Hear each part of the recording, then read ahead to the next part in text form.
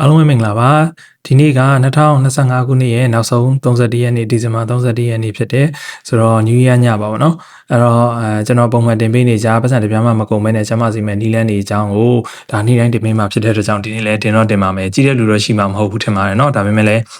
မြန်လေးပြောပြပေးသွားပါမယ်အဲ့တော့ဘာအကြောင်းအရာပြောချင်တာလဲဆိုတော့ intermittent fasting ဆိုတဲ့ဇာတ်လေးသူကဘာလုပ်တာလဲဆိုတော့အချိန်ချပြီးတော့အစာရှောင်တာပေါ့နော်ဝိတ်ချခြင်းတဲ့လူတွေရဲ့ကြားမှာတော့ဒီစကလုံးလေးကတော်တော်လေးခက်စားတယ်အဲ့တော့သူကအစာမစားဘဲနဲ့အချိန်ကြာကြီးချလိုက်တဲ့အခါမှာဆိုလို့ရှိရင်ခန္ဓာကိုယ်မှာရှိတဲ့အဆီတွေလောင်ကျွမ်းသွားအောင်ပေါ့နော်အဲ့တော့အစာရှောင်တဲ့အခါမှာလည်းနေကင်းဘက်ဆိုရင်တော့အဆင်မပြေလို့ညပိုင်းမှာရှောင်တာများတယ်အမှောင်ဆုံးစပြီးတော့လုပ်တော့မယ်ဆိုလို့ရှိရင်သူကည9နာရီကနေမနက်9နာရီထိပေါ့နော်အဲ့တော့တောက်လျှောက်ကိုလုံးဝမစားတော့ဘူးရေပဲတောက်ပြီးတော့အဲ့လိုမျိုးဝိတ်ချတာပေါ့နော်အဲ့လိုနီလန်းလေးကတိတိကျကျကြီးတော့သူစေတနာတွေနဲ့ဒီ weight ဘယ်လောက်ကျသွားတယ်ဆိုတာမျိုးတော့မရှိသေးပေမဲ့သဘောတရားအရတော့ဒါမှန်တယ်ဘာလို့လဲဆိုတော့ကျွန်တော်တို့ဒီခန္ဓာကိုယ်ရဲ့အစာတွေတောက်လျှောက်ထည့်နေမယ်ဆိုလို့ရှိရင်ခန္ဓာကိုယ်မှာသိသိထားတဲ့အဆီတွေကိုအသုံးပြုဖို့အတွက်အချိန်မရဘူးဒီတော့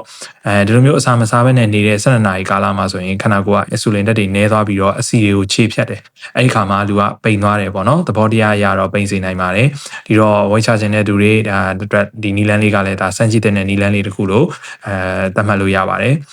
ဒါမဲ့တစ်ခုတော့ရှိရပေါ့နော်အစာရင်ယောဂသမားတွေပေါ့နော်အဲ့တော့သူကအစာကိုနည်းနည်းနဲ့ခဏခဏစားပေးရတတ်တယ်အဲ့လိုလူမျိုးမှာတော့သွားပြီးတော့ဒါမျိုးမလုပ်သင့်ပါဘူးပေါ့နော်ဒါကတော့ဒီကျမစီမဲ့နီလန်းနေတဲ့ကမှာ